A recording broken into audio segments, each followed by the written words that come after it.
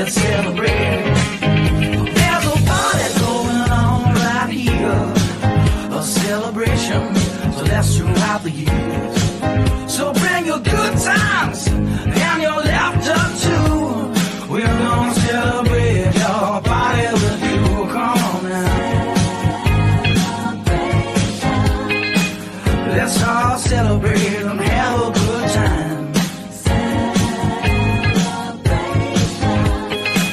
We're gonna celebrate and have a good time. It's time to come together. It's up to you. I'm on my own, broken and alone. I feel the rain crashing down all around this empty town. I'm searching for the lost. Join us in the heart of personal transformation with Level Up Circle TV, your exclusive gateway to unlocking your inner potential and achieving extraordinary results. This TV show is your secret weapon for personal and professional development, packed with valuable insights, expert advice, and real-life success stories. Are you ready to take the leap and transform your life? Don't just watch, participate. Tune in, take notes, and then take action. The journey to your greatest self starts here. So, get inspired, get motivated, and get ready to level up. Join us and let's embark on this transformative adventure together. Click that remote and let's start making your dreams a reality.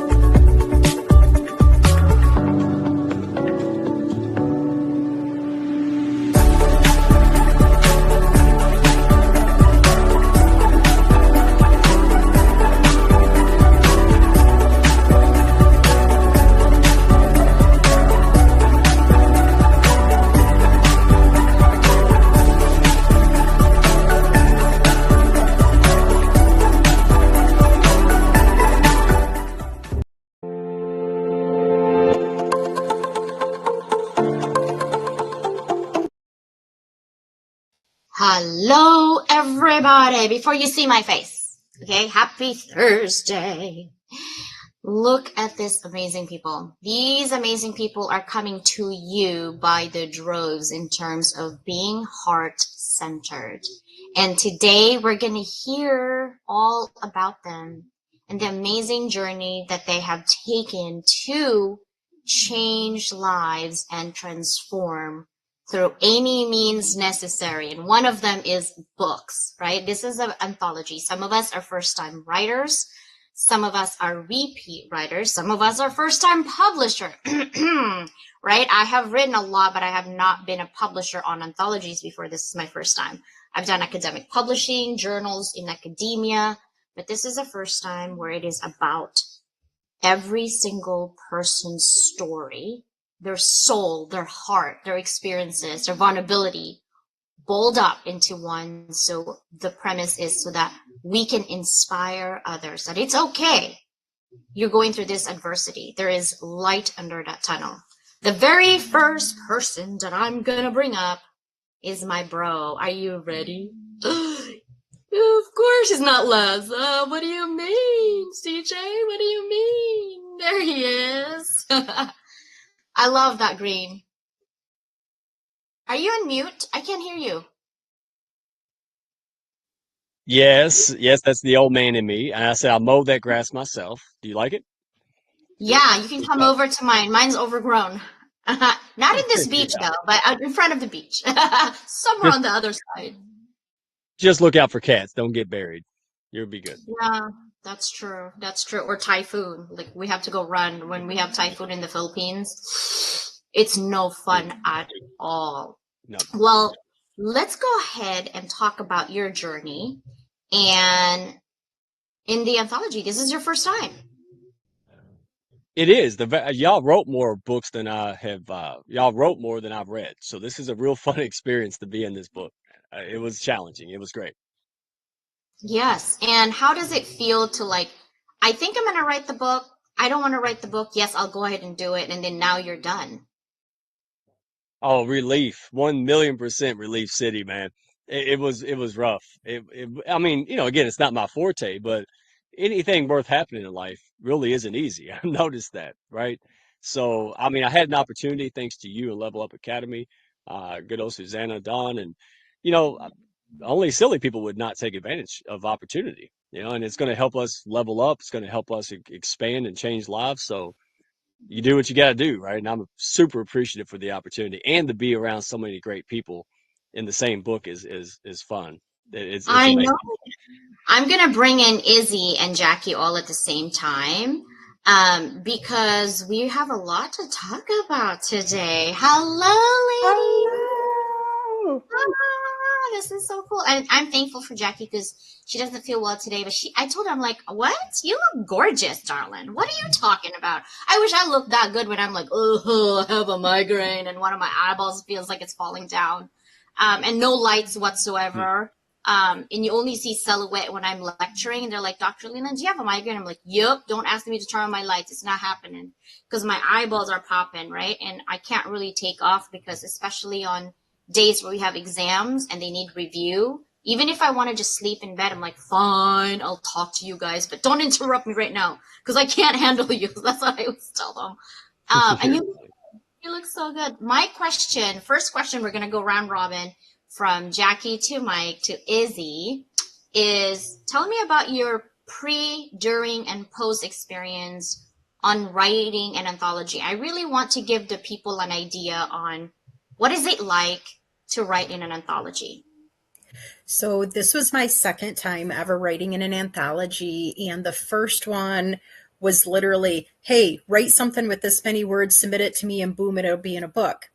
There was no follow up. I never got to meet any of the co authors. I never got to feel like I was part of something more than just my basic story.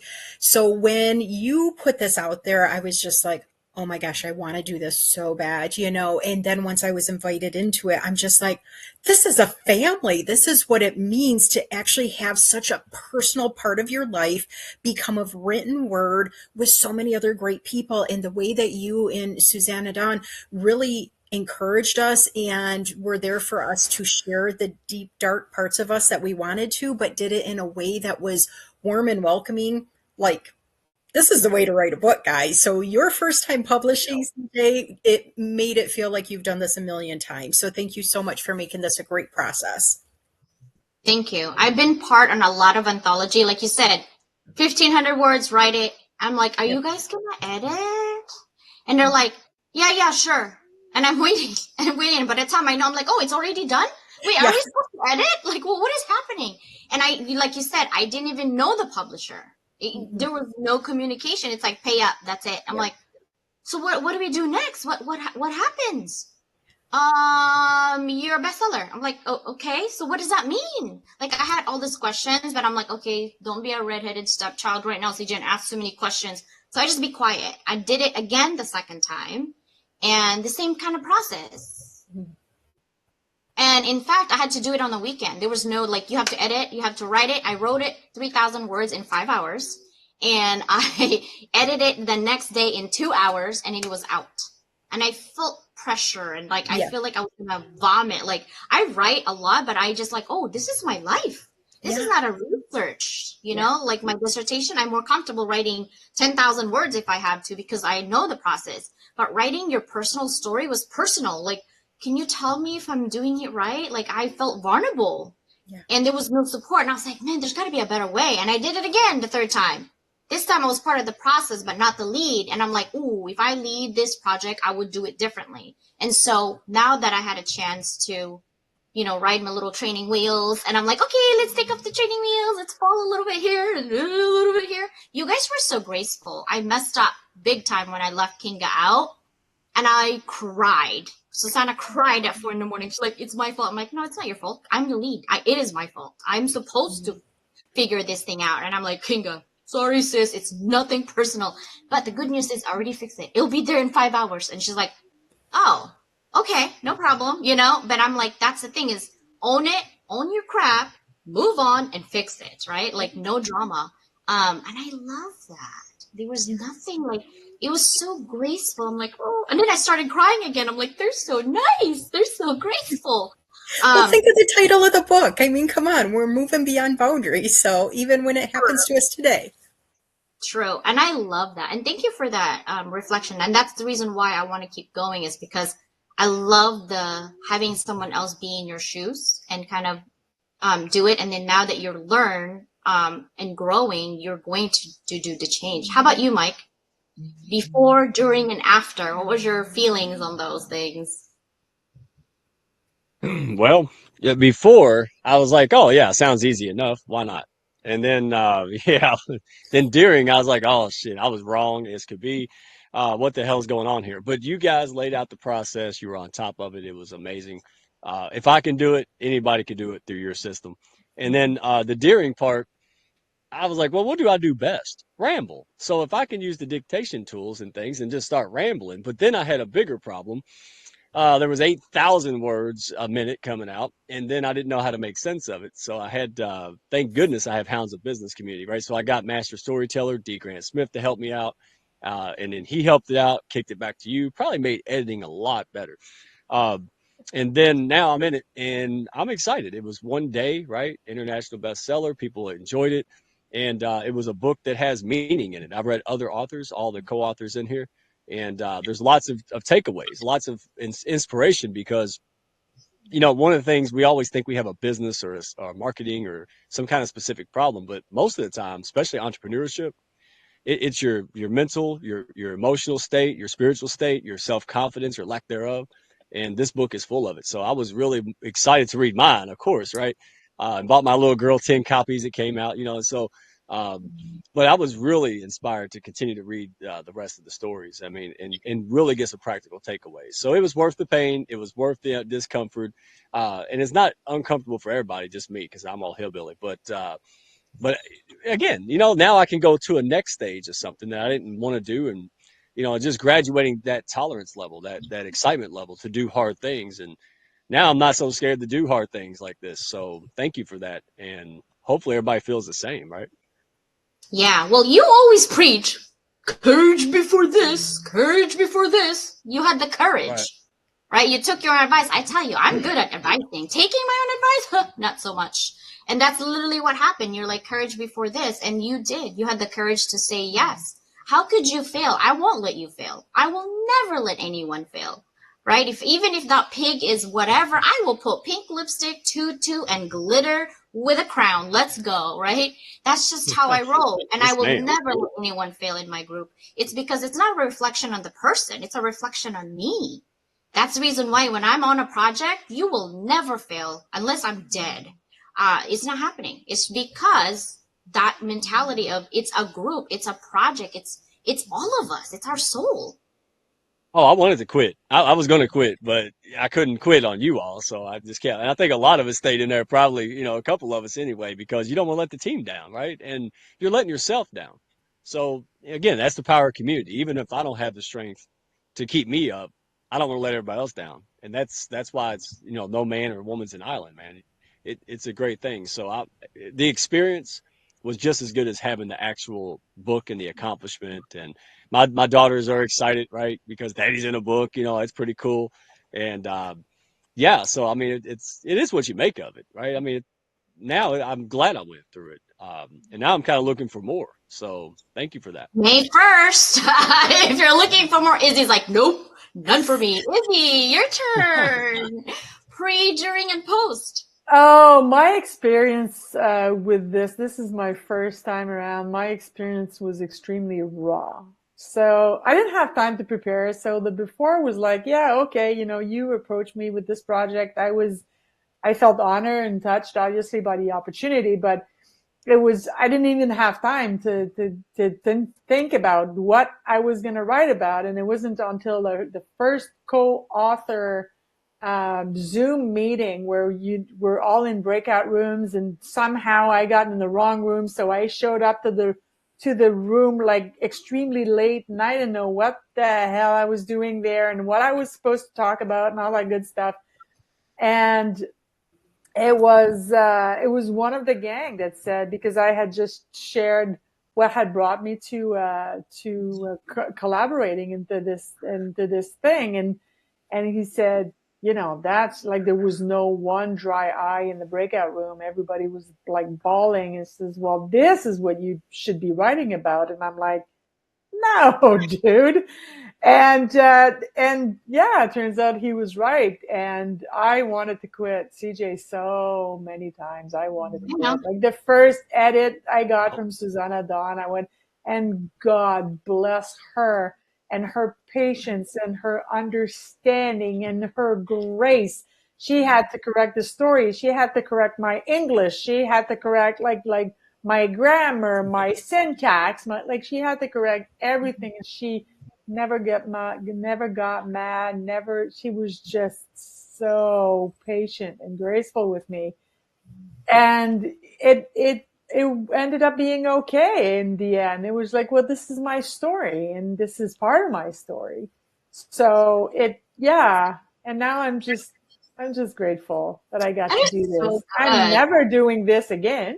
But I'm extremely grateful that I got to do it. Never say never, but here's the thing. When you're doing it with people who only wants you for their own, Yeah. I've seen it where they just need numbers or whatever. It's horrible feeling because you don't have the support. You feel like crap. The book came out, you still feel like crap. And I've been there. I'm like, no one told me, like, what is this? Like, I was looking at my book. I'm like, I don't care about this book right now. That's not me. Like, because I was in a moment of distress at that time. But then you're like, oh, you could do this opportunity. I'm like, okay, there's going to be edits. There's no edits, and there was nothing. And I was like, I can't believe I did that. But okay, I wasn't the lead. I have to give myself grace that it was my first time. I write a lot of academic stuff, and so writing my personal story, I had no clue what to do with this thing. I'm like, I have a lot of story. I don't know how to write that, right? And so it took me a little bit. And what's really funny is that your story was my daughter's favorite. Yeah, you said that the other day. I think it's just a picture of me and my dog that got to No, her because, Oscar was I will so, read you. I will read you guys on what my reflection on your chapter right now. Actually, let me see if I can pull it up. that's Um, going to be interesting. hopefully, you guys won't hate me after I read it. Okay, we're gonna start with Mike. I said the Odyssey of Shades to the self-discovery. I said this. Keep in mind that when I wrote this is after the final edits. I've already like literally done with all your edits because I had to see everybody's, right? I said this chapter serves as an empowering guide for those who find themselves in unexpected leadership roles, offering practical advice on navigating the complexities and, of course, uncertainties of leadership with confidence and authenticity.